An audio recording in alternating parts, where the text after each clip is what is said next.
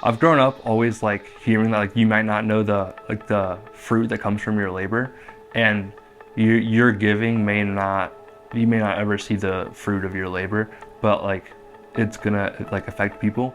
I feel like when you're here, there's a reason you're here, and God put you here for a reason, and like he's obviously trying to do something in your life, whether that's trying to give you a calling or trying to give you people to help you find your calling.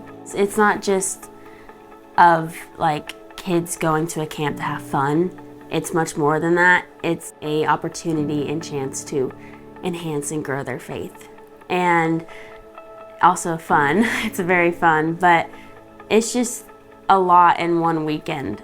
I feel like being here helped teach me how a genuine Christ-like relationship is supposed to look like through my leaders, through the staff.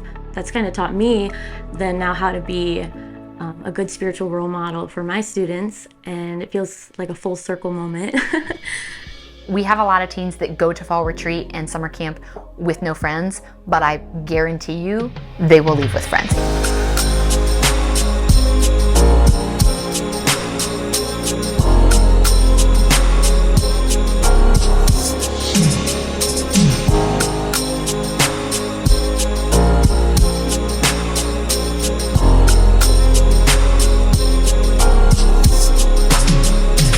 What I love about this place is it's not just another campgrounds. It's not just another retreat center that you go to, and it's just that. This is a place where transformation takes place.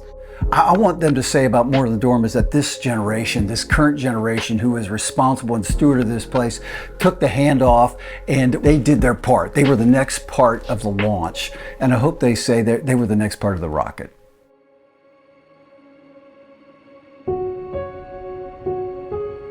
I have been one of the summer camp directors for 4 years. I'm not a director with fall retreat, but I am with summer camp. And even with summer camp, I can speak to the fact that playing, I call it Tetris with the dorms, playing Tetris to get all of the teens inside and in a bed is a difficult process. In our dorm, this was like a few camps ago, we had 3 cots in our room.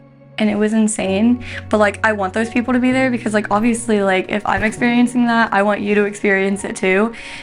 But it's so crowded and it's hard to like really feel God whenever you're feeling other people instead. We have a lot of stuff, and sometimes there's not enough room to like walk and get places. This weekend when we arrived, we found out we were in the great room. This is our first time ever being in the great room. We kind of thought we were gonna get to skate right by. We were a little too lucky for too long. So I had some girls that were definitely surprised, and I told them, I get that this maybe isn't ideal, but we're gonna make it work and it's gonna be great. So just a big open room with about 20 or 30 cots all in a row, no privacy, all shared space with other girls from different churches. So we have a group of three churches in the Great Hall. We have kids sleeping on cots, sleeping on old mattresses, and we're losing space because we're having to turn big rooms into bunk rooms. And so, we constantly hear things about the space that they're missing. We have churches that are not coming because once we hit that mark, we got to start turning people away, turn registration down. And it's one of the things that honestly is talked about across the field. And I think then when you compare it to fall retreat, where we have even more people attend during fall retreat, playing that kind of game of moving students around, I would love a day when we don't have to actually put a cap on it, because I hate having to turn teens away. Like the deadline has to be a certain time in order to make sure that we can squeeze every single teenager, into cots and everywhere, and we don't want to deny any teen access. That's why at my church we have sponsorships for teens, because we always use the phrase, I never want to deny a teen the opportunity to encounter God in this space. And so we're going to sponsor you if you need money. I see it the exact same way with here. I never want, as a director and as a leader, youth pastor, to be able to turn a teen away because hey, sorry, every single possible bed is full. We legitimately cannot add you.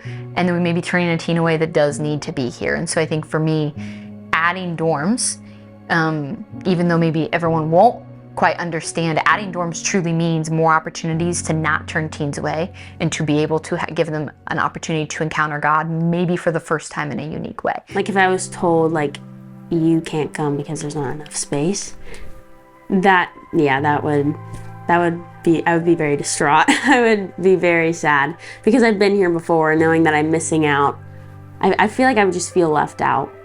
When I go around and we have some of these larger camps, like our MY teen camp, we've got kids in the loft on cots.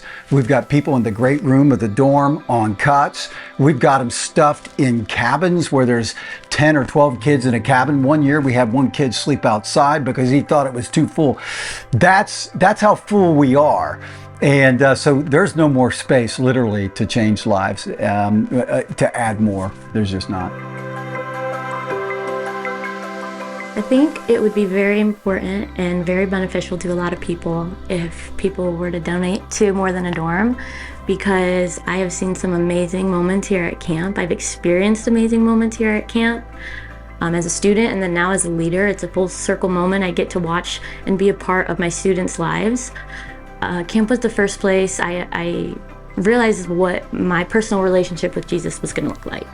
It wasn't my parents' faith, it wasn't my church's faith, it was where God met me, and that's where my relationship with him started. And then now as a leader, I'm watching the same thing happen with my students, and it is just the most incredible thing to be able to witness this part of their journey and their testimony. And I think any kid that wants to go to camp should be able to, because it could really be life-changing.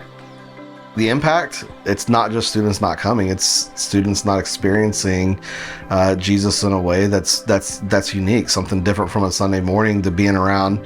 If we were able to expand 700 students versus 300 students, and honestly, with the growth of the district and the things that have been going on, this is a camp that could reach 7, 8, maybe even 900 students on a weekend.